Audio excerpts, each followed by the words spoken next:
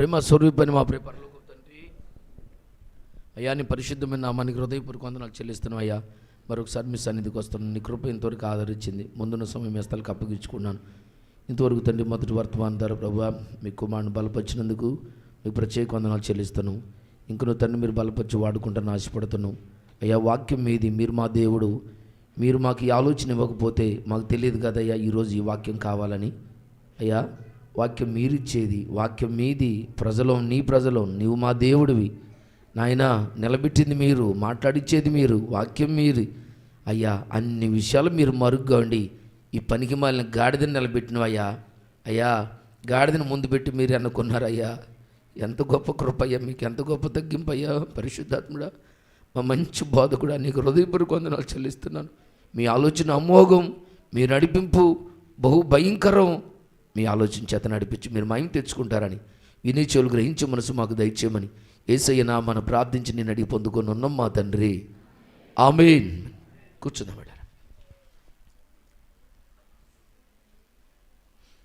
ఈ రోజున దేవుడు మనకిచ్చినటువంటి భాగాన్ని మనం గమనిద్దాం బిడ్డారా. పరిశుద్ధ గ్రంథమైనటువంటి దేవుని యొక్క వాక్యంలో హగ్గై రాసినటువంటి గ్రంథము, హగ్గై గ్రంథము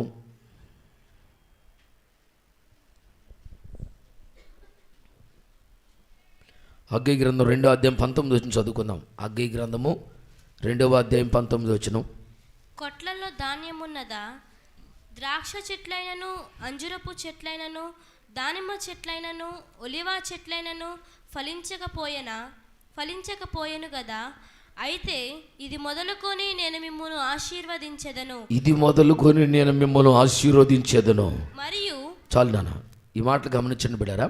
ఇక్కడ ఈ హగ్గై గ్రంథంలో ప్రవక్త అయినటువంటి హగ్గై జీవితంలో దేవుని యొక్క సంకల్పాన్ని, దేవుని యొక్క ఉద్దేశాన్ని మనం గమనించినట్టయితే దాదాపుగా 520వ సంవత్సరంలో మరి ఇది రాయబడినట్లుగా చరిత్ర మనకు చెబుతుంది. ఈ హగ్గై ప్రవక్త ఇశ్రాయేలీయులకు హగ్గై అనే పేరుకి సంభ్రమైన అని అర్థం. అయితే హగ్గై జీవితంలో మనం గమనిస్తే హగ్గై కాలంలో ఇశ్రాయేలు ప్రజలు చెరలో ఉన్నట్లుగా మరి ఆ మొదటి అధ్యాయాలు మనం గమనిస్తుంటాం. కాబట్టి చెరలో ఉన్న ప్రజల దగ్గర నుంచి ఇజ్రాయెల్ దేశంలో యోదయ ప్రజలు నడిపించడానికి మరి యెహోజాదా కుమారుడైనటువంటి మరి షయల్తీయేలును, యెహోషువాయు అలాగే జెరుబ్బాబెలును వారు మందిరం నిర్మాణం చేపట్టి దేవుని పని జరిగెత్తున్నట్లు, మందిర నిర్మాణ పని జరిగెత్తున్నట్లు ప్రజలందరూ భయపడుతున్నప్పుడు మీరు భయపడక ధైర్యంగా మరి జెరుబ్బాబెలు, యెహోజాదా కుమారుడు యెహోషువ ధైర్యం తెచ్చుకుని ప్రజలారా ధైర్యం తెచ్చుకుని పని జరిగించండి అని మొదటి అధ్యాయంలో 2వ అధ్యాయంలో మనకు కనపడుతుంటుంది బిడ్డారా. ఈ రోజున మనకు నేర్చుకునే పాఠం ఏంటంటే హగ్గై కాలంలో ఇశ్రాయేలు ప్రజల యొక్క జీవితాల్లో అక్కడ మొదటి పదంలో ఒక క్వశ్చన్ కనపడుతుంది. కొట్లలో ధాన్యం ఉన్నదా?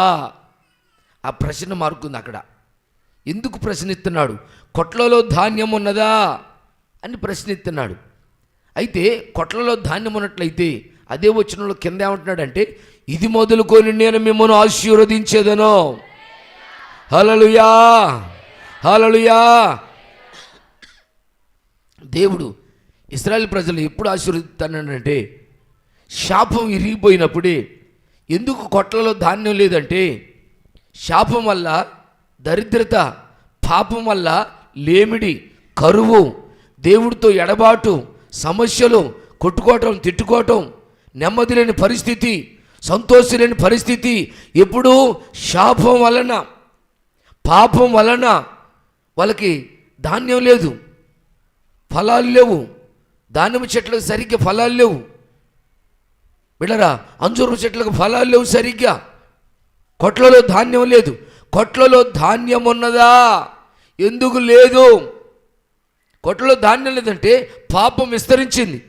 ఇక్కడ మనం ఇది అక్షరార్థంగా అయితే వాళ్ళ పాపం వల్ల దరిద్రత ఎదురైంది, శాపం వల్ల కరువు ఎదురైంది, లేమిడి ఎదురైంది.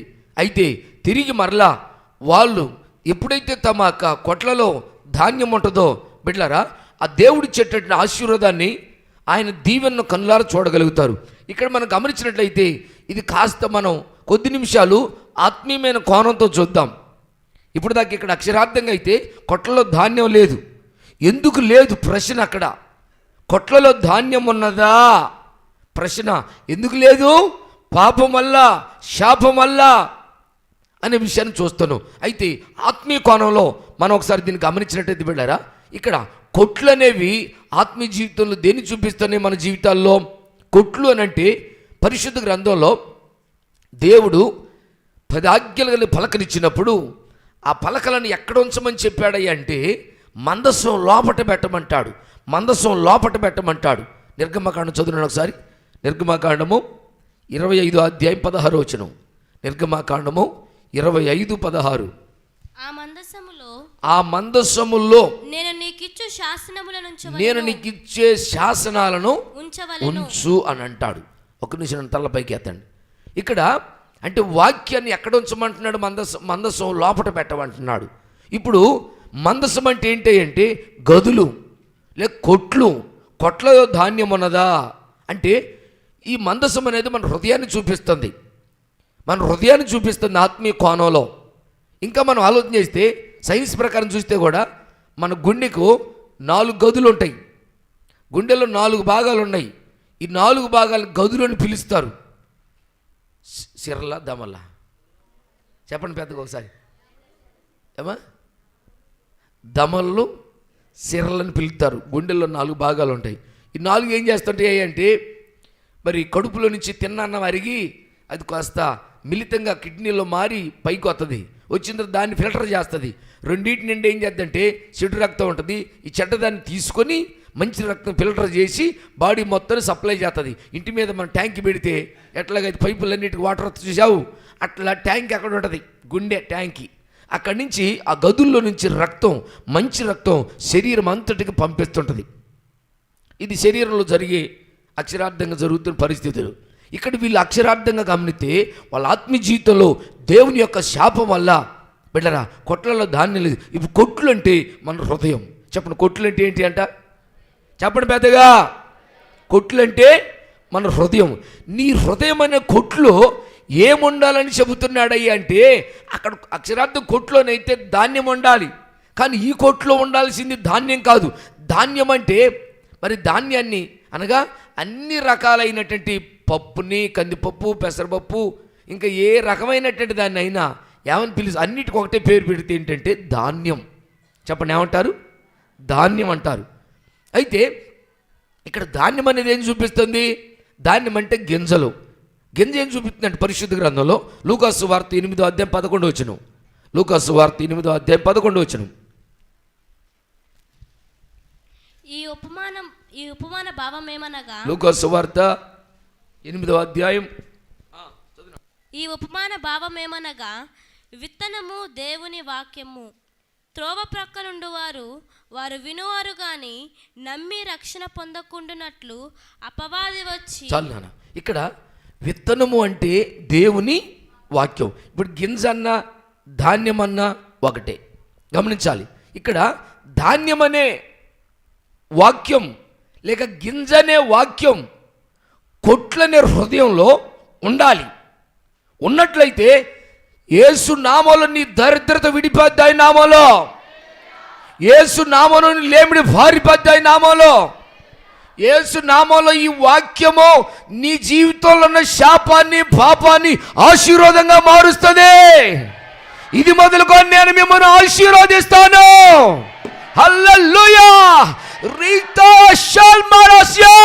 యేసు నామములో దీవెన, యేసు నామములో ఆశీర్వాదం. ఎప్పుడంటే నీ కొట్లని హృదయంలో ధాన్యం అనే వాక్యం ఎవరి గుండెల్లోనైతే నివసిస్తుందో బిడ్డరా ఖచ్చితంగా శాపాన్ని దేవుడు ఆశీర్వాదంగా మారుతానన్నాడు. నీ శాపాన్ని ఆశీర్వాదంగా మారుతాడు. శాపం ఎరగాలంటే వాక్యం కావాలి. వాక్యం ఏం చూపిస్తుందంటే, వాక్యం అంటే ఎవరు? ఆయనే మన ప్రభు అయిన యేసు క్రీస్తు. గట్టి చెప్పాలి, గట్టి చెప్పాలి, గట్టి చెప్పాలి, గట్టి చెప్పాలి. హల్లెలూయా. శాపం ఇరిగిపోతే ఆశీర్వాదం. ఆయన ఏమంటున్నాడంటే కింద ఆ వచనంలో, ఇది మొదలుకొని నేను మిమ్మును చెప్పండి ఆశీర్వదిస్తా. ఆశీర్వదిస్తే ఏం చేస్తావు? కొట్లో ధాన్యం ఉంటుంది. ఆశీర్వదించి ఎట్లుంటాయంటే కొట్లు. చదువున్నాను ఒకసారి, కీర్తనకాడు ఏమన్నాడు ఒకసారి మాట చదవండి. కీర్తన గ్రంథము 144 కీర్తన 13 వచనం. 144:13. మా కొట్లు నింపబడి పలు విధములైన ద్రవ్యములకు నిధులుగా నున్నవి. మా గొర్రెలు వేల కొలదిగాను 10,000 కొలదిగాను మా గడ్డి బీళ్లలో పిల్లలు వేయుచున్నవి. మా ఎడ్లు గొప్ప బరువులు మోయగలవి. మా వీధులలో చొరపడుట అయినను ఊరుకులెత్తుట అయినను లేదు. వాటిలో శ్రమగల వారి మొర వినబడుట అయినను లేదు. ఇటు స్థితి గల వారు ధన్యులు. ఆమేన్. యెహోవా తమకు దేవుడు కాగల జనులు ధన్యులు. హల్లెలూయా, హల్లెలూయా. చూడండి ప్రియమిత్రులారా, ఆశీర్వదించబడిన వ్యక్తి ఎలాగుంటే వాళ్ళ కొట్లంట పలు విధములైనటువంటి ద్రవ్యములతో నింపబడినవి. హల్లెలూయా. ఎప్పుడండి? ఎప్పుడో నీ శాపం ఆశీర్వాదంగా మారినప్పుడు. నీ శాపం ఆశీర్వాదంగా మారాలంటే నీ హృదయం లోపటికి, నీ గదులనే హృదయంలోకి, కొట్లనే హృదయంలోకి వాక్యం రావాలి. వాక్యం అక్కడ నివసించాలి. వాక్యమైన క్రీస్తు, వాక్యమైన యేసు నీ హృదయంలో ప్రవేశించినట్లయితే ప్రేమిడలా ఖచ్చితంగా దేవుని యొక్క సన్నిధిలో ప్రభు ఇచ్చే ఆశీర్వాదాన్ని, ప్రభు ఇచ్చే మేలులు మనం పొందగలుగుతాం. ఎప్పుడయ్యా అని చెప్పంటే నీ హృదయంలో వాక్యం ఉన్నదా, కొట్లలో ధాన్యం ఉన్నదా, కొట్లలో ధాన్యం ఉన్నదా, వాక్యం నీకు జ్ఞాపకం ఉంటుందా, వాక్యం గుర్తుపెట్టుకోగలుగుతున్నవా, వాక్యాన్ని అనుసరించగలుగుతున్నవా, వాక్యం నెరవేర్చగలుగుతున్నవా? చూడండి బిడ్డరా, వాక్యం మన హృదయంలో ఉన్నట్లయితే మనం చూసే ఆశీర్వాదాలు ఎలాగుంటాయి, మనం పొందే మేలు ఎలాగుంటాయి అనగా మన కొట్లంట పలు విధములైన ద్రవ్యాలతో, ఆహార పదార్థాలతో మన కొట్లు నింపబడతాయి. మన పశువులు వేల కొలత పశువులను బిడ్డలకని పిల్లలను బీళ్లలో ఈయన రెడీగా ఉంచుతాయి అంట. అసలు ఇంకేం లేదు. ఆశీర్వాదం ఎట్లా ఉంటుంది? ఇంటికాడ 2-3 ఏనతాయి, పొలం పోయినాక 2-3 ఏనతాయి. అబ్బా, అక్కడ ఆశీర్వాదమే, ఇక్కడ ఆశీర్వాదమే. వాళ్ళ మందలంట పలు విధమైనటువంటి గడ్డి పిల్లల వేత్తని అంట పశువులు. చూడండి ప్రియబిడ్డారా, అంటే ఇందా మీరు విన్నారు, ఒక మాట చదివించినప్పుడు బిడ్డలు చదివారు, శాలలో పశువులు లేకపోయినా చూసావా అంటే అది ఐ క్వాలిటీ. అంటే దేవుడు మనకి ఇక్కడ రాజ్యాన్ని ఇయటానికి రాలేదు, దేవుడు ఇక్కడ మనకి ఆశీర్వాదం ఇయటానికి రాలేదు. ఇక్కడ ఏమి ఇయటానికి వచ్చాడు? ఇక్కడ దేవుడు మనల్ని ఆశీర్వదిస్తే శాశ్వతమైన ఇస్తాడు, శాశ్వతమైన ఇయటానికి రాలేదు. ఎందుకంటే తాత్కాలిక నువ్వు బ్రతకడానికి ఇచ్చాడు. తాత్కాలిక ఏమి ఇచ్చాడు? అన్న వస్త్రాలతో తృప్తిపడమని చెప్పాడు. మనకిచ్చే ఆశీర్వాదం అదే. ఎందుకు? ఇక్కడ ఒకవేళ మనకి 1000 ఎకరాలు పొలం ఇచ్చినా 1 ఎకరం కూడా పోయేటప్పుడు ఒట్టి చేతితో పోవాలి. ఏం తీసుకెళ్ళిపోవు, ఒట్టిగా వచ్చే ఒట్టిగా పోవాలి. లేకపోతే ఓ 10 కేజీలు బంగారం సంపాదించావనుకోండి, ఈ 10 కేజీల బంగారం రేపు నువ్వు పోయేటప్పుడు నీతో పాటు తీసిపోతావు అంటే 1 రావు కూడా తీసిపోవడానికి వీల్లేదు. కనీసం నువ్వు ఉంగరం పెట్టుకుని చచ్చిపోయినా కానీ ఏం చేస్తారు చెప్పండి? తీతరా? రాకపోయినా ఏం చేస్తారంట? కత్తెర పెట్టిన కత్తెరెత్తారు. ఎందుకయ్యా అని చెప్పంటే మట్టిలో పోతే ఏమవుతుంది? మళ్ళీ ఇంకో మాట చెబుతారు, మీకు తెలుసుగా అని చాలాసార్లు విన్నారుగా. ఏమంటారు? కోడలమ్మ ఏం చెప్పుద్ది చెప్పాలి మీరు? ఏమండి తొందరది, అందరూ వస్తారు, మీరు తొందరది దీపో.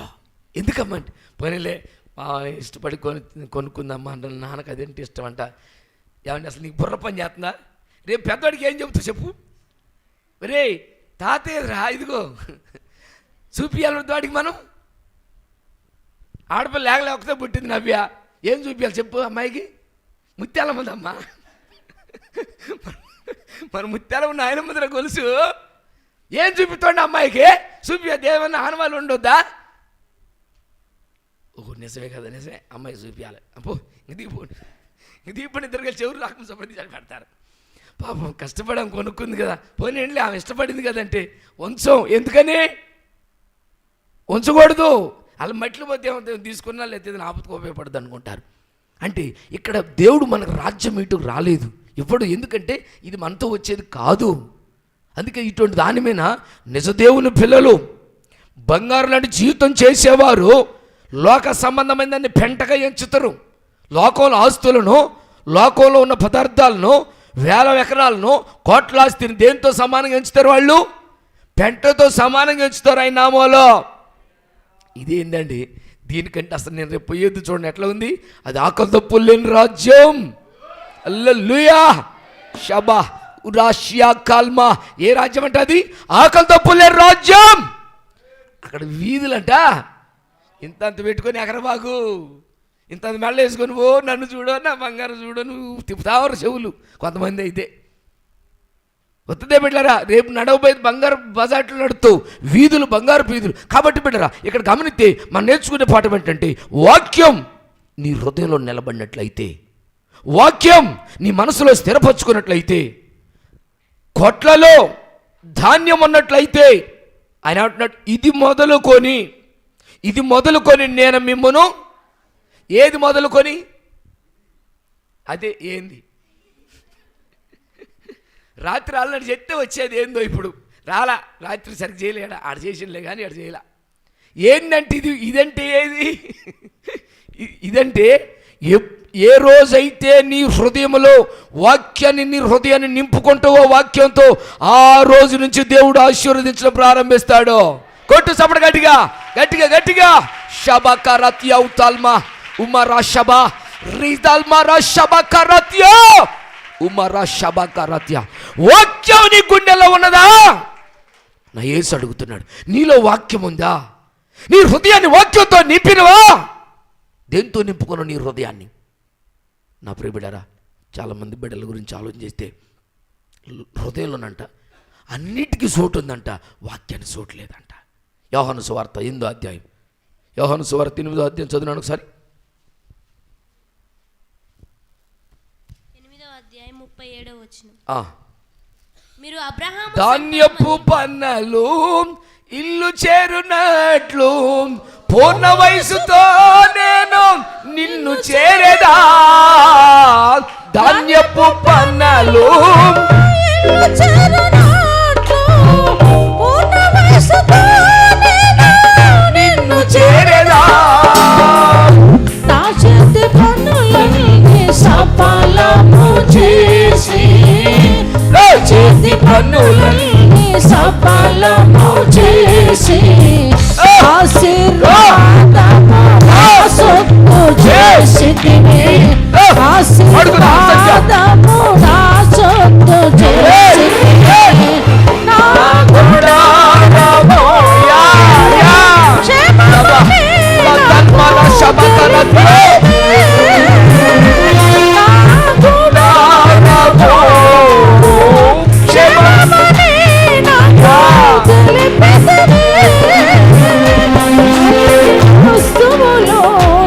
చూడగా లెక్క చూడగా నష్టముండదు,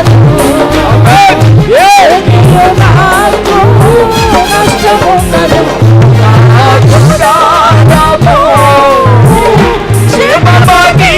నాకు కంచెసి నా చుట్టూ నీవు గణమగ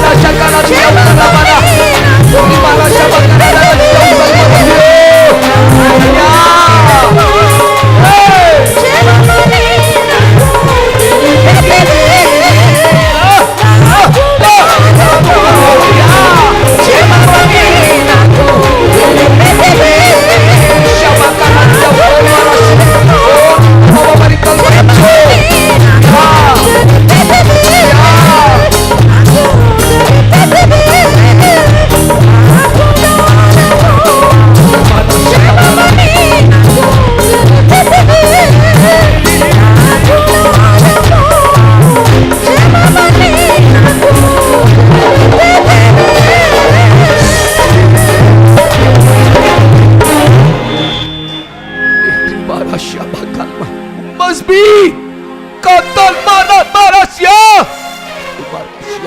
ఆనందించు, యేసులో ఆనందించు. తమ్ముడా చెల్లి, డబ్బులు బట్టి కాదమ్మా, బంగారం కొన్నప్పుడు కాదమ్మా, కొడుకు పుట్టినప్పుడు కాదయ్యా, మనను పుట్టినప్పుడు కాదు.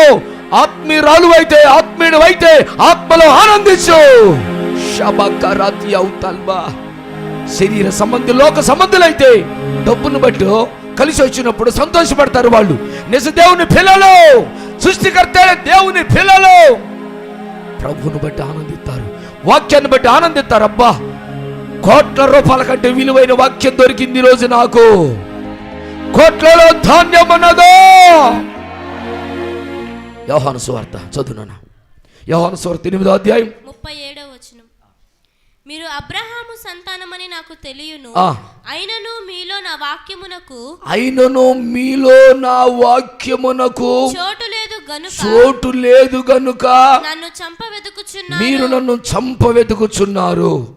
చూడండి ప్రియబిడ్డారా, ఇక్కడ ఈరోజు మన వాక్యం, మన మూలపాఠం ఏంటంటే కొట్లలో ధాన్యం ఉన్నదా, కొట్లలో ధాన్యం ఉన్నదా.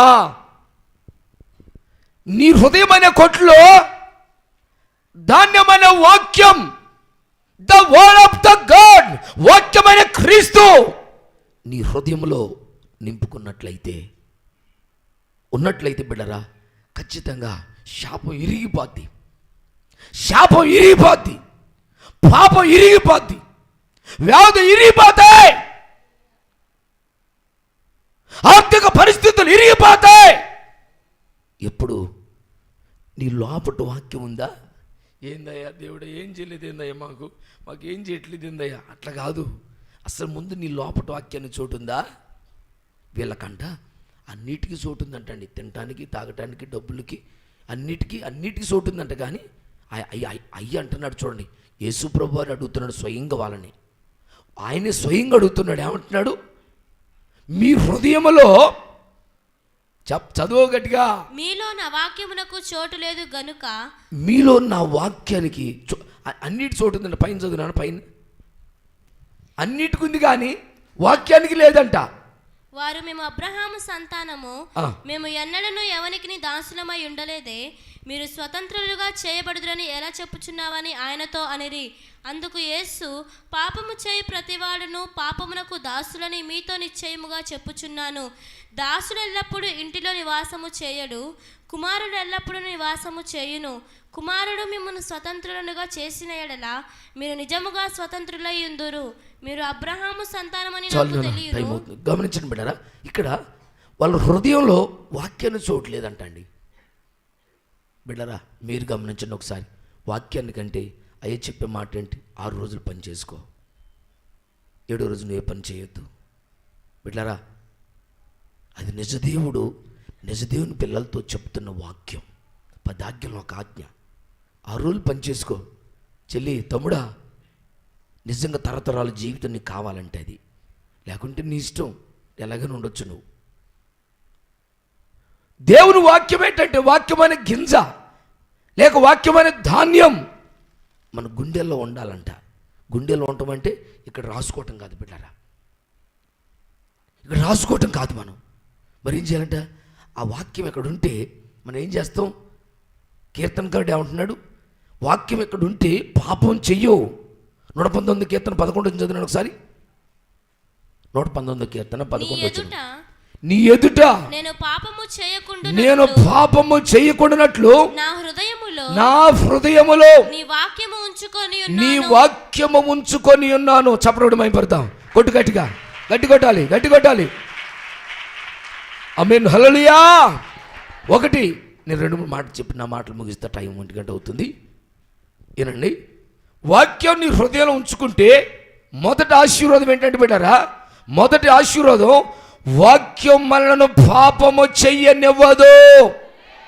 హల్లెలూయా. పాపం చేయలేవంట, పాపం చేయలేవు. పాపం అంటే ఏంటండి? వ్యభిచారం అంటలేదు, నేను దొంగతనం అంటలేదు. నా ప్రియ బిడ్డరా, ఆజ్ఞ అతిక్రమే పాపం. యోహాను రాసిన మొదటి పత్రిక 3వ అధ్యాయం 4వ వచనం. పాపము చేయు ప్రతివాడు యోహాను రాసిన మొదటి పత్రిక 3వ అధ్యాయం 4వ వచనం. పాపము చేయు ప్రతివాడును ఆజ్ఞను అతిక్రమించును. ఆజ్ఞను అతిక్రమిస్తున్నాడు. ఆజ్ఞతిక్రమమే పాపము. ఎందుకంటే మనం ఏం చేయాలి బిడ్డలారు చెప్పండి. అందుకే మీరు నా పిల్లలు కొంతమంది మీరు ఆదివారం ఆగిపోతుంటే నా మనసు బాధ అయిపోయేది అదే. ఎందుకనంటే అయ్యో నా బిడ్డలు వ్యభిచారులుగా మారకూడదు, అయ్యే మాట మేరకూడదు, మనము అది మీతో మనకు బ్రతుకులేదు కదా, ఇంకెక్కడ బ్రతుకుతాం మనం? అయ్య దగ్గర నిలబడి దమ్ము ధైర్యం ఉండదు. రేపు మనిషి కుమారుడు నిలబడటానికి శక్తిమంతులే ఉండమంటున్నాడు. రేపు అక్కడ నిలబడటానికి నీలో దమ్ముందా? ఏంటి ఆ దమ్ము? 4 వారాలు ఖచ్చితంగా చర్చకొచ్చామనుకో, ఇక్కడ మీకు పేపర్ ఇచ్చి 4 వారాలు ఖచ్చితంగా వచ్చిన వాళ్ళు ఫుల్ చేయమన్నాను అనుకోండి, ఒకరెవరిని 1 వారం వచ్చి అయిపోతారు, 2 వారం వచ్చి అయిపోతారు. వాళ్ళకి ధైర్యం సరిపోదు. ఎందుకంటే 1 వారం మిస్ అయిపోయినాను భయం అయింది. అయ్యో నేను 1 వారం రాలేకపోయినాను. అయితే దాన్ని చక్కగా సంపూర్తి 4 వారాలు వచ్చిన బిడ్డలో ధైర్యం నింపుతాను. ఎందుకంటే నేను 4 వారాలు వచ్చా, నేను మిస్ అవ్వలేదు. బిడ్డరా అలా ఉండాలనే, మీకు 100 మార్కులు తేవాలనే మీరు తలెత్తుకోవాలి. రేపు అక్కడ ధైర్యంగా రాజు రాజారాజు యువరాజు సింహాసనం మీద ఆశీనుడై ఉంటే నీవు రాజు వలె అని సన్నిధికి నడవాలి ఆయన ఎదుట. చెత్త మొఖం వేసుకొని తాలు మొఖం వేసుకొని అటు పారిపోయే వ్యక్తిగా ఉండొద్దు. నువ్వు ధైర్యంగా ఉండాలి రేపు అక్కడ. అది తరతరాలు. ఇక్కడ 70 సంవత్సరాలు, ఇది ఎంత బతుకు బతిని 70 సంవత్సరాలు ఇక్కడ. నిన్ను అక్కడ నిలబెట్టాలని నా ఆశ. నువ్వు అక్కడ ధైర్యం నిలబడాలని చెప్పంటే ఇక్కడ దమ్ముగా నడు, ఇక్కడ దమ్మున వ్యక్తిలాగా నడు. ఇక్కడ అడితే అక్కడ నడవగలుగుతా, ఇక్కడ చేతకపోతే అక్కడ నడవలేవు. అందుకే బిడ్డరా దేవుని యొక్క వాక్యం మన గుండెల్లో ఉంటే పాపం చేయలేవు. ఆర్థిక సమస్య రాదు, కరువు రానీయడం, పోషిస్తానని అంటున్నాడు. కొట్లలో ధాన్యం ఉన్నదా? అయితే ఇది మొదలుకొని నేను మిమ్మల్ని ఆశీర్వదిస్తాను. హల్లెలూయా. ఎప్పుడంటే వాక్యాన్ని గుండెలో ఉంచుకుందాం. వాక్యాన్ని మనకు భయపడినట్టయితే, వాక్యాన్ని విధేయత చూపినట్టయితే నా ప్రియబిడ్డరా ఖచ్చితంగా నిలబడతావు. నువ్వు ఖచ్చితంగా నిలబడతావు. భయమే లేదు, అందులో డౌట్ లేదు. నాకు ధైర్యం. నా పిల్లలు నిలబడతారు, నా పిల్లలు మీరు నిలబడతారు. ఎందుకంటే మీరు నిలబడితేనే నాకు రేపు జీతం, లేకపోతే లేదు. మీరు ఓడిపోయారు, మీరు నిలబడలేదనుకో, మీరు ఇప్పుడు సైతాన్ ఏం చేస్తున్నాడు? సాతానా ఎక్కడున్నావు అంటే అటు ఇటు తిరుక్కుండా పోతుంది దేవుడి కాడికి. ఎక్కడున్నావు అంటే ఇక్కడే ఉన్నానయ్యా. మరి ఏం చేసావు నా కుమారుడు యోబు సంగతి అంటే ఇంకోసారి ఛాన్స్ అంటుంది. ఇచ్చిండు, మళ్ళీ వచ్చింది, మళ్ళీ రాట్లా, మళ్ళీ అటాటి తిరుగుతుంది. రా సైతానా, ఏంది నా పిల్లల సంగతి ఏం చేసావు? అయ్యా నీ కొడుక్కి నీ కూతురుకో దండం, నీకో దండం. నేను వాళ్ళ ఎదుట ఓడిపోయినాను. బా చూడండి బిడ్డరా, అట్లా నీ ఎదుట వాడు ఓడిపోవాలి యేసునామములో. ఆర్థిక సమస్య పారిపోవాలి యేసునామములో. ఎర్ర సముద్ర సమస్యలు నీ ఎదుటి నుంచి పారిపోవాలి ఆయన నామములో. ఎప్పుడు పారిపోతే నీలో వాక్యమని దమ్ము ఉండాలి, వాక్యమని సత్తా ఉండాలి. ఉందా వాక్యమని గింజ కొట్లో? దీంట్లో నీళ్ళు ఉంటేనే దీనికి అందం, దీన్ని తీసుకోగలుగుతాం. దీంట్లో నీళ్ళు లేకపోతే ఎందుకు? ఇది అవసరం లేదు. దాంతో ఇది మోగకపోతే ఇది ఎందుకు? అక్కర్లేదు, ఇది అక్కర్లేదు. ప్రియబిడ్డ గమనిద్దాం. కాబట్టి మన జీవితంలో వాక్యం ఏం చెబుతుందంటే కొట్లలో ధాన్యం ఉన్నదా? నేను దాదాపుగా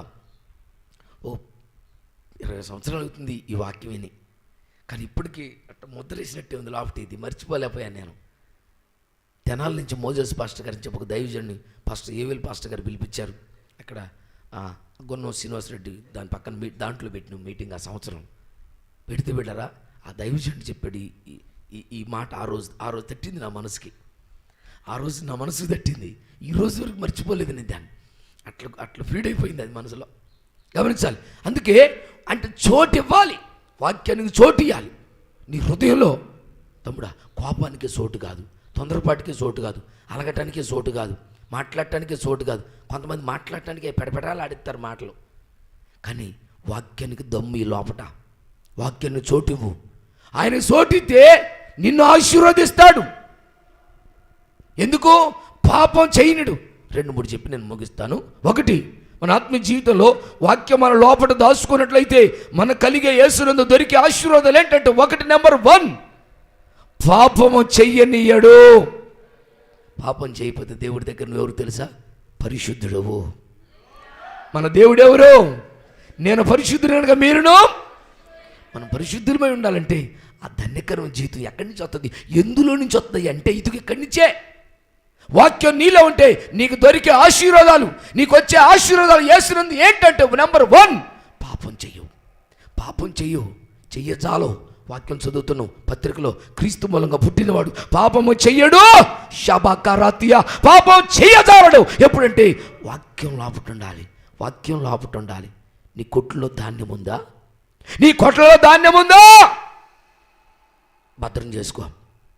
నెంబర్ 1, వాక్యం మనలో ఉంటే మన కలిసి వచ్చే ఆశీర్వాదాలు ఏంటంటే 1, పాపం చెయ్యజాలవు. 2 చదువుకుందాం, 119 కీర్తన 50 వచనం. 2 ఆశీర్వాదం. మొదటి ఆశీర్వాదం పాపము చెయ్యనీయడు. 2 ఆశీర్వాదం నీ వాక్యము నన్ను 50 వచనం, 119 కీర్తన 50 వచనం.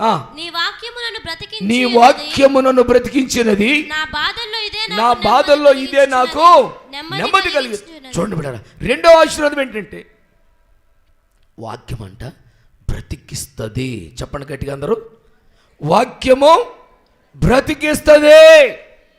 చెప్పండి అందరు పెద్దగా ఒకసారి, వాక్యం నన్ను. చెప్పండి పెద్దగా మీరు కూడా మరోసారి. గుర్తుపెట్టు, వాక్యము మన ఇంట్లో మన హృదయంలో ఉంటేనంట ఏమైందంట, బతికెత్తదే. 2 ఆశీర్వాదం ఏంటంటే నెంబర్ 1, మొదటి ఆశీర్వాదం వాక్యం నీ హృదయంలో ఉంటే ఏం జరుగుద్ది? పాపం చేయలేవు, అబద్ధం ఆడలేవు, దొంగతనం చేయలేవు. పిల్లరా, దొంగతనం చేయలేవు, ఎందుకంటే వాక్యం గద్దె. ఇదిగో చేయకూడదు, అలా ఉండకూడదు మనం గద్దెత్తుంటుంది బిడ్డారు, గద్దెత్తుంటుంది, మనస్సాక్షిని గద్దెత్తుంటుంది. అది మొదటి ఆశీర్వాదం. 2వ ఆశీర్వాదం వాక్యం అంట బ్రతికెత్తది. దేవా నీ వాక్యము నన్ను బతికెత్తదంటండి. వాక్యం కేజీ బంగారం పక్కనే ఉంది, గుండె నొప్పి వచ్చింది, బంగారం నీ దండం పెడతా, నేను చచ్చిపోతున్నా, నన్ను కథ బతికించు, నేను నీకోసం ఎంత కష్టపడి నీకు తెలుసుగా, నేను చంపేయటానికి ఎంత కష్టపడి తెలుసుగా, నన్ను కథ బతికించి నీ దండం పెడతానండి. చెప్పండి ఎవరితో? ఒకటిసారి అయ్యా నేమే గారు, ఎవరితో? మీ బంగారంతో చెప్పండి ఒకసారి. మళ్ళీ ఆడబెడతాను తీసుకుపోయి తాళం వేసి లోనబెట్టి 2 సార్లు లాగతాలు మళ్ళీ ఎట్ట తిప్పుతూ తాళం పడతా పడలేదని, బంగారం బాధ్యని. కేజీ బంగారం సంపాదించిన అనుకో, 3 కేజీలు బంగారం సంపాదించిన అనుకో, ఆ బంగారం చెప్పి అడిగిపోయి బంగారమా నువ్వు నన్ను బతికెత్తవా అని అడగండి. చెప్పుద్ది నాలో రక్షణ లేదంటుంది బంగారం. మరి బ్రతికించేది ఎవరు? బతికించే బంగారాన్ని ఆడబెట్టినంటే మసిపెట్టిన గూట్లో నేను దుమ్ము బారిన అట్టే అడ్బెట్టిను, ఇంకా వాటం నడబడేయటం. మళ్ళీ ఎప్పుడు వచ్చే రోజు ఏమన్నా దుమ్ము కనపడుతుంది, బా చచ్చి బా ఇదేం ఎడబడేస్తావు, అదేం మీరు తలాడదు బాయ్, తాళవేడం దొరికింది, ఈ తీసెల్లాల పెట్టి లోన జాగ్రత్త పెట్టు, భద్రం పెట్టు, మళ్ళీ తాళం గట్టిగా పిల్లగాళ్ళు లాగుతురే, మళ్ళీ వేసినా మళ్ళీ అసలు లాగి చూడు, గట్టి పడదులే. ఏంటది? బంగారం. అసలు నేను బతికించేదేంది? నేను మళ్ళీ బతికించేదాన్ని నేను బయట పెట్టిను, బతికి చంపేదాన్ని. ఒకవేళ మొన్న మధ్య ఏం చేశారంటే దొంగలు బట్టి చేశారు, మీకు తెలుసుగా, మొన్న మధ్యనేగా ఒక ఇంట్లో పోయారు. ఇంట్లో పోతే ఆ లోనకి వెళ్ళి తీస్తున్నారండి. తీస్తుంటే తీనిట్లా, 2 తల్లి బిడ్డ 2 ఇంట్లో తీనిట్లేదు. తీనిపోయేసరికి ఏం చేసిండు, యాసికొడితో ఒక దెబ్బకి తల్లి తిరిగి పడేసరికి రక్తం మడుగులో పడిపోయిందండి. ఇక వాళ్ళు వచ్చింది ఎందుకు? ఈ ఇంట్లో బంగారం ఉంది, వీళ్ళు మొన్న బ్యాంక్ నుంచి తెచ్చారంట, అప్పటిదాకా అక్కడ పెట్టి మళ్ళీ తెచ్చుకోరంట. పడ్డారు. ఇక ఏమో పడ్డది, దెబ్బకి కొడితే పగిలిపోయి రక్తం మడుగు పడిపోయింది, అక్కడే ప్రాణం విడిచింది. అమ్మో నా తల్లిని చంపారని ఏమో పారిపోక వదిలిపెట్టక ఏమేం చేసి తిరగబడద్దు. కూతురు కూడా తిరగబడి మీరు మా ఇంటి దొంగతనం చేస్తారు చెప్పని వాళ్ళ కొట్ట ప్రయత్నం చేస్తే ఏమన్నా మరొక దెబ్బ కూడా చంపారు, దెబ్బకు చచ్చిపోయింది ఏమో కూడా. చూడండి వాళ్ళ ఆస్తి తల్లిని బిడ్డని నిర్దాక్షిణ్యంగా ఎంత దారుణానికి ఏడ్చిపోయింది. చూడండి బిడ్డరా, ఈరోజు నీ కళ్ళు తెరవబడును గాక యేసునామములో, మన మనోనేత్రాలు వెలిగించబడును గాక. రాత్రి మనోనేత్రాలు వెలిగించబడి నేర్పించాడు దేవుడు, వీళ్ళకి నేత్రాలు వెలిగించబడలా. ఈ రోజున హృదయంలో ఓ నిజమైన క్రైస్తవ జీవితంలో ఏముండాలంటే వాక్యం. వాక్యం లేదంటే చెల్లి తమ్ముడా నువ్వు గుర్తుపెట్టుకో, ఏడు ఎట్లాగైనా బ్రతకొచ్చు, ఎక్కడైనా బ్రతకొచ్చు, ఏదో రకం బ్రతకొచ్చు, కానీ వాక్యాన్ని చోటు ఇవ్వు. వాక్యం దాచిపెడితే మనకు వచ్చే ఆశీర్వాదం ఏంటంటే నిన్ను బ్రతికిస్తుంది. వాక్యం బ్రతికిస్తుంది. యేసయ్య వాక్యమైన క్రీస్తు బ్రతికిస్తాడు. ఆయన ఎట్లా బ్రతికిస్తాడండి? ఎట్లా బ్రతికిస్తాడు ఆయన? సాగు బ్రతుకుల మధ్యలో కొట్టుమిట్లాడుతున్నప్పుడు పోయిన సంవత్సరం మనకు ఒక వాగ్దానం ఇచ్చాడు దేవుడు. ఎందరి బిడ్డలో సాగు మరణ స్థితిలో ఉన్నప్పుడు ఆ వాగ్దానం గుర్తొచ్చింది. ఆయన ఏమంటున్నాడు? పడగొట్టక మిమ్మల్ని నాటేదను, పెళ్ళగింపగా మిమ్మల్ని స్థాపించేదను. నా దేవుడు పెళ్ళగించాడు, స్థాపిత్తని చెప్పాడు. నువ్వు వాక్యం నమ్ము, వాక్యాన్ని పట్టుకో, వాక్యం గుర్తుపెట్టుకో. నువ్వు నమ్మితే చూస్తావు దేవుని మహిమను, నమ్మితే చూస్తావు దేవుని మహిమను. కాబట్టి దేవుని బిడ్డరా, రెండో ఆశీర్వాదం ఏంటంటే చాలా విషయాలు ఉన్నాయి, టైం లేదు, నా మాటలు ముగిస్తున్నాను. మొదటి ఆశీర్వాదం ఏంటంటే వాక్యం నీ లోపట ఉన్నట్లయితే ఏం జరుగుతుందంట? పాపం చెయ్యజాలు. రెండో ఆశీర్వాదం ఏం చేస్తావు? వాక్యం నీ లోపట ఉన్నట్లయితే వాక్యం బ్రతికిస్తుంది. చెప్పు గట్టిగా. డబ్బు నమ్మబాకు, ఆస్తి నమ్మబాకు, బంధువులు నమ్మబాకు, బలగా నమ్మబాకు, తల్లి కాదు, తండ్రి కాదు, బంధువులు కాదు, వాక్యాన్ని నమ్ము. వాక్యం మీద మనసు పెట్టుకో, వాక్యం నెరవేర్చు. ప్రియబిడ్డరా, ఖచ్చితంగా దేవుడు మన జీవితంలో వాక్యం బ్రతికిస్తుంది. వాక్యం బ్రతికిస్తుంది. నేనంటలా వాక్యమే చెబుతుంది. యోహాను సువార్త 11:25 చదివితే, నా యందు విశ్వాసం వచ్చినవాడు ఎన్నటికీ చనిపోడు, విశ్వాసం ఉంచినవాడు ఎన్నటికీ చనిపోడు. చదువునాడు ఒకసారి 11:25. అందుకు యేసు పునరుత్థానమును జీవమును నేనే, నా యందు విశ్వాసం ఉంచువాడు చనిపోయిన బ్రతుకుతాడు. కొట్టి చప్పటి గట్టిగా. హల్లెలూయా, హల్లెలూయా. ఆయన యందు విశ్వాసం ఉంచినవాడు ఎన్నటికీ చనిపోడు. వాక్యం అందు విశ్వాసం ఉంచు, వాక్యాన్ని నమ్ము. నా ప్రియబిడ్డరా, గమనిద్దాం. రెండో ఆశీర్వాదం ఏంటంటే వాక్యం మనం బ్రతికిస్తుంది. మూడో ఆశీర్వాదం చెప్పి నా మాటలు ముగిస్తాను. మూడో ఆశీర్వాదం ఏంటంటే బాధల్లో వాక్యం నెమ్మది కలిగిస్తుంది. హల్లెలూయా. ఏం కలిగిద్దంట? బాధల్లో 119:50 నీ వాక్యము నన్ను బ్రతికించి ఉన్నది, నా బాధలలో ఇదే నాకు నెమ్మది కలిగిస్తుంది. హల్లెలూయా. వాక్యం గమనిస్తే వాక్యము ఎట్లా కలిగిస్తుంది నెమ్మది? ఒకసారి మనందరూ పరిచయమే. ఆదికాండం 17వ అధ్యాయంలో వాక్యమైన యేసయ్య 17లోనా 15లో చూడండి ఒకసారి, ప్రత్యక్షమైన అబ్రహాముకి. అప్పుడు అబ్రహామునకు వాక్యం ప్రత్యక్షమై ఇలా చెప్పింది. ఏమని చెప్పిందంటే, అబ్రహామా, నేను నీ సంతానాన్ని, నీ పిల్లలను నేను ఆశీర్వదించబోతున్నానయ్యా అని చెప్పాడు. అని చెప్తే చెప్పగానే 15వ అధ్యాయం ఆదికాండము 15వ అధ్యాయం మొదటి వచనం. ఇవి జరిగిన తరువాత యెహోవా వాక్యము అబ్రహామునకు దర్శనమందు వచ్చి, అబ్రామా, భయపడకుము, నేను నీకు కేడము, నీ బహుమానము అత్యధికమగునని చెప్పెను. అందుకు అబ్రాము, ప్రభువైన యెహోవా నాకు ఏమి ఇచ్చనేమి? నేను సంతానము లేని వలనై పోవుచున్నానే. దమస్కు ఎలియాజరే నా ఇంటి ఆస్తికర్తయగును కదా.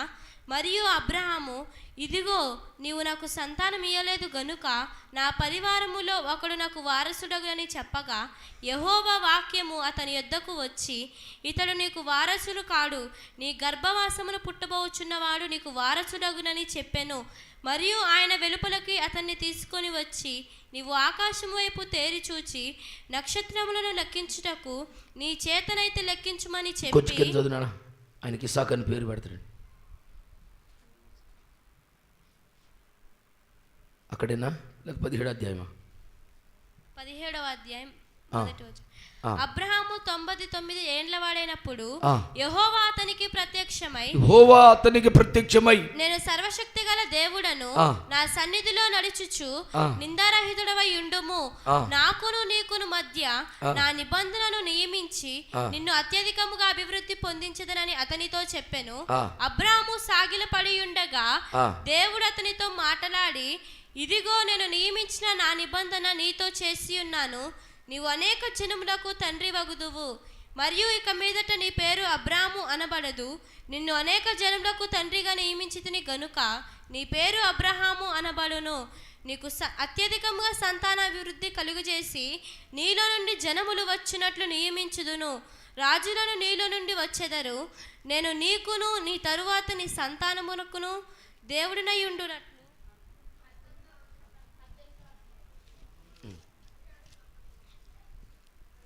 19వ వచనం. దేవుడు నీ భార్య అయిన శారా నిశ్చయముగా నీకు కుమారుని కనును, నీవు అతనికి ఇస్సాకు అని పేరు పెట్టుదువు. ఆమేన్, హల్లెలూయా. కృంగిపోయిన నా ప్రాణముకు ఆశ నీవైతివే, వాగ్దానములకు బలపరచి సాక్షిగా నిలిపినావు. కృంగిపోయిన నా ప్రాణము ఆశ నీవైతివే, వాగ్దానములకు బలపరచి సాక్షిగా నిలిపినావు. గొప్ప వాత్సల్యం గలవాడవు, నమ్మకు స్థిరపరచినావు. గొప్ప వాత్సల్యం గలవాడవు, స్థిరపరచినావు. కలిగిన నా యేసయ్యా, నీకు మహిమై నా గమ్యము. నమ్మగల నా యేసయ్యా, కనికరించితివి ఈ దీనుని. హల్లెలూయా. అబ్రహాము కృంగిపోతున్న పరిస్థితుల్లో వాక్యం ఎలా బలపరిచిందయ్యా, ఎట్లా ఆదరించిందంటే, పుట్టలేదు ఇంకా పిల్లవాడు, ఇదిగో అతనికి ఇస్సాకు అని పేరు పెడతావు, ఇస్సాకు అనే పేరు పెడతావు. చూడండి బిడ్డరయ్యప్ప, ఎంత చక్కగా వాక్యం బలపరుతుందో. వాక్యం మన బాధల్లో నెమ్మదిస్తుంది మనకు.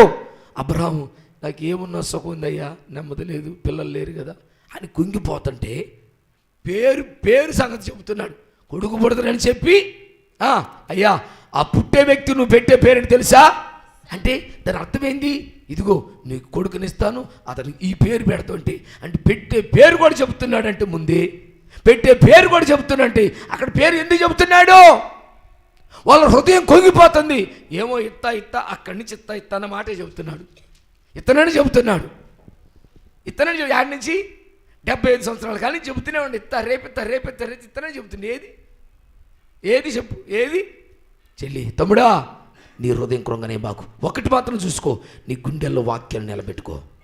నీ గుండెలో, నీ హృదయంలో, నీ కొట్లో ధాన్యం ఉన్నదో వాక్యం నిలబెట్టుకో. నిలబెడితే చూస్తావు. అబ్రహమా, అతనికి ఇస్సాకు అని పేరు పెడతావు, ఇస్సాకు అని పేరు పెడతావు అంటే దేవుడు చూడు వాక్యం ఎట్లా అతను బలపరుస్తుందో. వాక్యం ఏం చేద్దంట, దేవుని నీ వాక్యం నా బాధల్లో నెమ్మది కలిగిస్తుంది. నా ప్రియ బిడ్డరా, ఏది అంత నెమ్మది ఇవ్వదు మనకు, వాక్యమే నెమ్మది ఇచ్చేది. వాక్యం చేసి చదవండి, ప్రార్థన చేసుకోండి, నీ బాధలు ఎలాంటి నెమ్మది ఇస్తా చూడండి. కాబట్టి ఈరోజు దేవుడు కొట్లలో ధాన్యం ఉంటే 3 ఆశీర్వాదాల విషయం నేర్పించాడు. నెంబర్ 1, నీ కొట్లలో ధాన్యం ఉన్నట్లయితే ప్రభు ఇచ్చే ఆశీర్వాదం ఏంటంటే, ఇది మొదలుకొని నేను ఆశీర్వదిస్తా. ఏంటంట మొదటి ఆశీర్వాదం?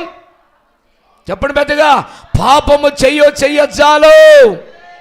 రెండోది, వాక్యం బ్రతికిస్తుంది. హల్లెలూయా. మూడోది, బాధల్లో నెమ్మది కలిగిద్దా నామంలో. కాబట్టి మన జీవితంలో ప్రియబిడ్డరా, భూమి మీద బ్రతుకున్నప్పుడు వాక్యం నమ్ముదాం, వాక్యం నమ్మండి, అది నిజం, ఇది సత్యం. నమ్మి జ్ఞాపకం ఉంచుకొని చోటు ఏమన్నా లోపట వాక్యానికి అవకాశం ఇద్దాం. ఎందుకంటే నా కుమారుడా, నీ హృదయాన్ని పట్టుదలతో నా మాటలు పట్టుకొని అంటాడు సామెతల్లో. పట్టుదలతో నా కుమారి, పట్టుదలతో మాటలు పట్టుకోమంటాడు. పట్టుదల నేను ఈ వాక్యం కంఠస్థం చేసుకోవాలి. ఏంటంట, ఇప్పుడు నేను చెప్పాగా, దాదాపు ఇంచుమించు 20 సంవత్సరాలుగా వస్తుంది. ఏంటది? నేను ఈ వాక్యం విని ఈరోజు వరకు చెదిరిపోలేదు పిల్లరా. అంటే దాన్ని చోటిచ్చా లోపట, దాన్ని చోటిచ్చా కాబట్టి ఇంక మర్చిపోలేను. చిన్నప్పుడు నేను చాలా మతిమరిపోండి. మా అమ్మ ఏం చేసిందంటే, ఒకసారి కొట్టుకాడికి పోయి మంచి నూనె అల్లం, ఎల్లిపాయలు, ఉల్లిపాయలు తెమ్మని చెబితే పోయినా పోతున్నా, కొట్టుకాడికి పోతున్నా లెక్కేసుకుంటున్నా. మంచి నూనె, ఎల్లిపాయలు, ఉల్లిపాయలు, అల్లం అనుకుంటూ పోయి కొట్టుకాడికి అనుకుంటూ పోయినా 2 తెచ్చా, 2 మర్చిపోయి వచ్చిన. ఏందిరా 2 తెచ్చిన ఏదంటే మర్చిపోయినావా? పో నిద్ర అక్కడ చెప్పింది 2 ఎకరం మట్టి మొహవాడ 2 మర్చిపోయినప్పుడే నువ్వు అంటే 2 ఎందుకు తెచ్చా చెప్పండి మీరు? 2 లోనకు పోయినాయి, 2 లోన ఉన్నాయి అంటే గుర్తులో ఉన్నాయి. 2 ఏం గుర్తులు లేవు, నోట్లో ఉన్నాయి. నోట్లోనే పోయినాయి. నోట్లో ఉన్నాయి, గాలికే పోయినాయి. ఎవరిని తిట్టినా మీరు బాధపడబాకండి. చెప్పితే మీకు శాపమే రాదు. గాలి మాటలు మీకు తెలుసా? గాలి మాటలు గాలికే పోతాయి. మీరేమి నరాలు దిగిపోయిందాక ఆలోచించబాకండి. అర్థమైందా? శాపమేం తగలట్ట కాదు, గుర్తుపెట్టుకోండి. నేను 2 మాటలు లోపలికి వెళ్ళిపోయినాయి, పీడైన ఏంటంటే పీడైని బాగానే తెచ్చిన. అల్లం సీసకాయ పంపించింది, ఇలాంటి గాజు సీస ఒకటి పంపించింది.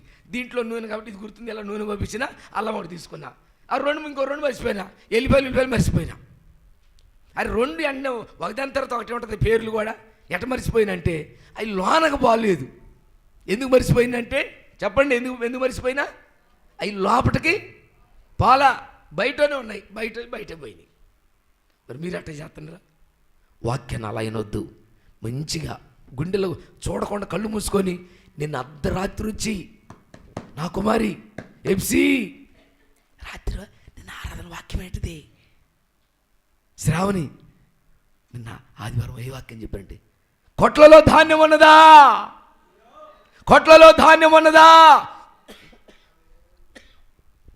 అర్ధరాత్రి లేపినా నువ్వు చెప్పగలిగేటట్టు ఆ స్థాయికి తెచ్చుకొని హృదయాన్ని వాక్యం విషయంలో ఎప్పుడు లేపినా చెప్పగలిగే మనసు ఉండాలి, చేయగలిగే మనసు ఉండాలి. ఆ వాక్యాన్ని నెరవేర్చాలి. ఆ వాక్యాన్ని అనుసరించగలిగితే ఖచ్చితంగా నీ జీవితంలో దేవుడిచ్చే ఆశీర్వాదం. ఎప్పుడైతే నీ వాక్యం నిలబెట్టుకుంటావో, ఎప్పుడైతే వాక్యం జ్ఞాపకం ఉంచుకుంటావో, అది మొదలుకొని ఆ రోజు నుంచే యేసయ్య ఆశీర్వదించడం మొదలు పెడతాడు. నమ్మితే చెప్పు, లేకపోతే లేదు. మీకు ఇష్టమై చెప్పు, లేకపోతే మానుకోండి. గట్టి చెప్పండి హల్లెలూయా. కాబట్టి ప్రభు కొరకు ఈరోజు కొట్లలో ధాన్యం ఉన్నదా? నీ హృదయంలో వాక్యం ఉన్నదా? ఈరోజు నిలుపుకొని దేవుడిచ్చే ఆశీర్వాదాలకు వారసులుగా మారదాం. ప్రభు మాట దీవించగా మోకరించండి. శాలలో పశువులు లేకున్నా, గొర్రెలు దొడ్డిలో లేకున్నా, శాలలో పశువులు పొలములో పైరులు రాకున్నా, గొర్రెలు దొడ్డిలో లేకున్నా, గొర్రెలు యేసునితోనే నడచెదను, యేసునితోనే నడచెదను. అదే ఆనందము, నాకదే సంతోషము.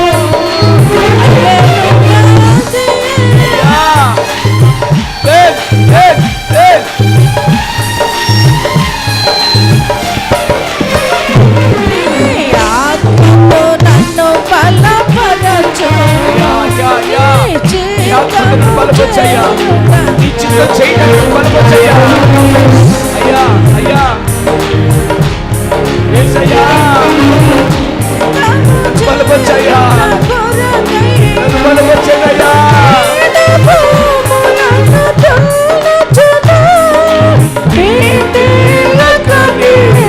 సాగిదను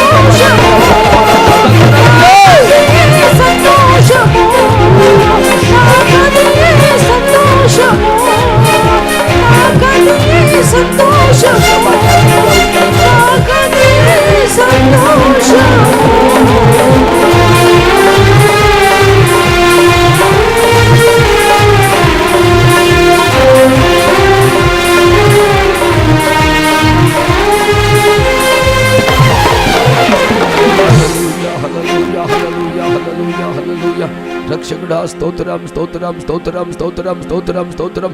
ఈ ఆరాధనతో నడిపిస్తూ వచ్చిన దేవునికి హృదయపూర్వక చేతులెత్తి నామని స్తోత్రిద్దాం.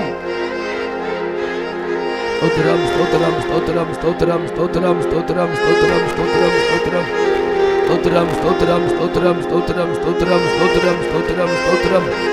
ఆమేన్. హల్లెలూయా హల్లెలూయా హల్లెలూయా.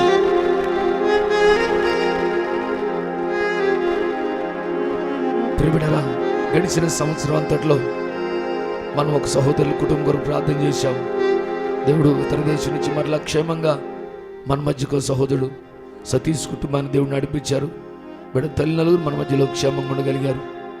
వారి కుటుంబాన్ని బట్టి జరగబోయే కాలం అంతట్లో దేవుడు రక్షణ సంకల్పం నిలబెట్టి సంఘంలో సత్యానికి స్తంభాలుగా నిలబెట్టి సహోదరి సరిత జీవితంలోనూ సతీష్ జీవితంలో పిల్లల జీవితాల్లో సంవత్సరాది మొదలుకొని సంవత్సరాంత వరకు బిడ్డల్ని దూర ప్రాంతంలో ఉన్నప్పటికీ ప్రభు కాపాడాడు.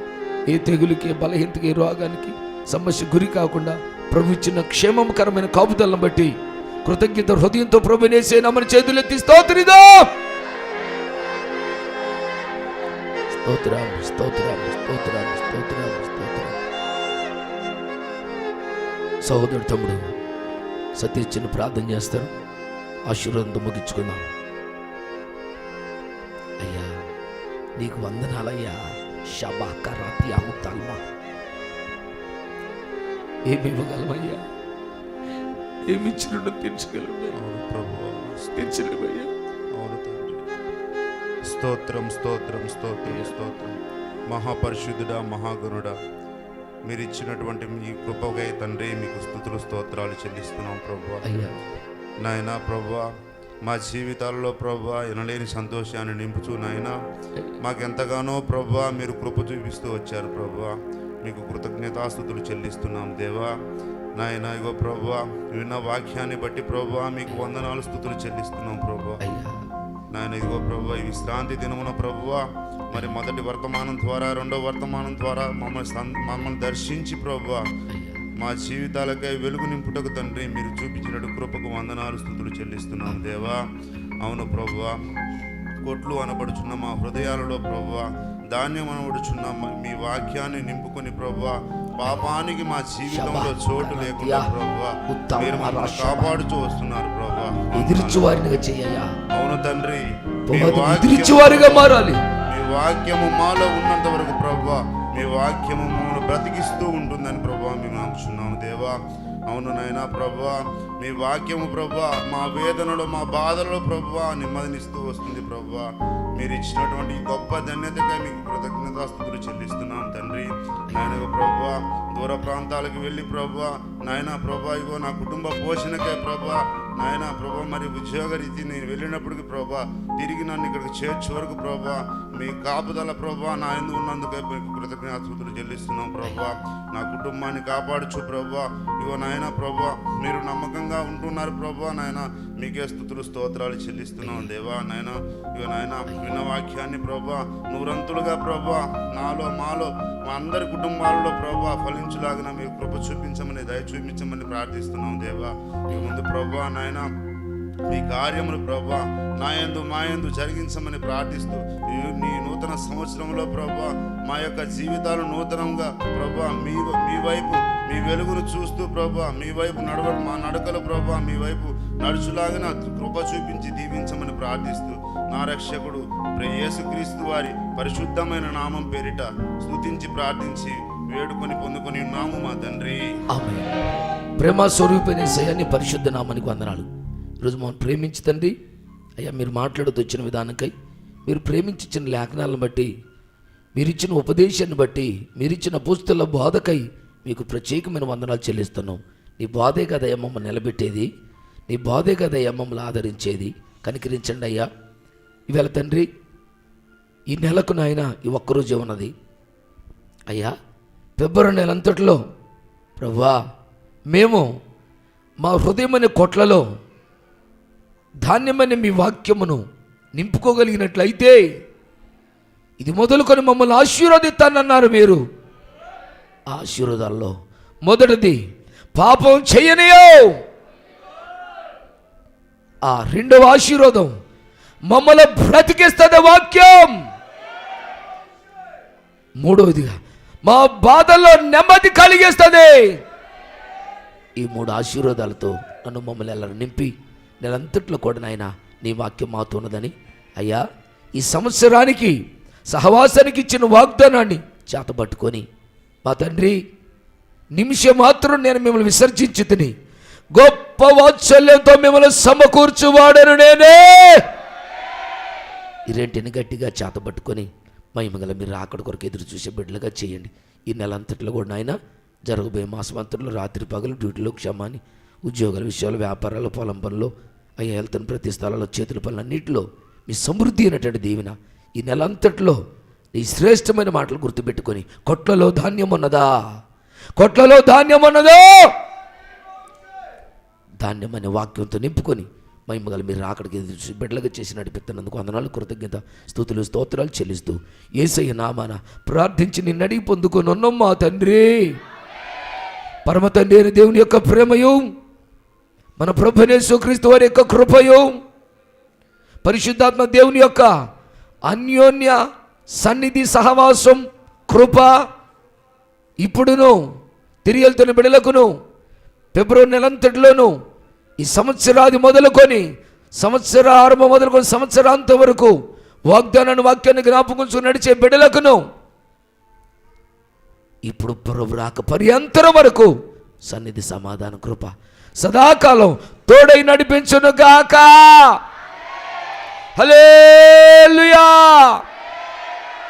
హల్లెలూయా హల్లెలూయా ఆమేన్. అందరికి ప్రభువైన యేసుక్రీస్తు నామములో ప్రత్యేకమైనటువంటి వందనాలు బిడ్డరా. ఈ యొక్క ఆరాధన ముగించబడింది. సంవత్సరం ఇంకా మరి నెలలో క్యాలెండర్ తీసుకొని బిడ్డలు దయచేసి మీ కొరకు అలాగే దాచి ఉంచును. మీరు క్యాలెండర్ తీసుకోవాలి. ఇంకా ఈ సంవత్సరపు సహవాసానికి ఇచ్చిన వాగ్దానం కొన్ని లామినేషన్లు కూడా ఉన్నాయి. తీసుకున్నటువంటి బిడ్డలు ఉన్నట్టయితే మీరు తీసుకోవాలని ప్రభుని తెలియజేస్తున్నాను. అలాగే మరి కుటుంబపరంగా వ్యక్తిగత వాగ్దానాలు తీసుకుని బిడ్డలు ఉన్నట్లయితే దయచేసి అవి కూడా మీ కొరకు సిద్ధపరచబడి ఉన్నాయి. వాటిని కూడా మీరు పొందుకోవాలని మరి అయిపోయిన తదుపరి బయట బుక్ స్టాల్ ఉంటుంది. బుక్ స్టాల్ దర్శించి దాంట్లో బుక్స్ మీరు కొనుక్కోండి. ఎందుకంటే నరకాన్ని పిక్నిక్ అని బుక్ అర్జెంట్ కొనుక్కోండి. అది మీ అందరి దగ్గర ఉండాలి.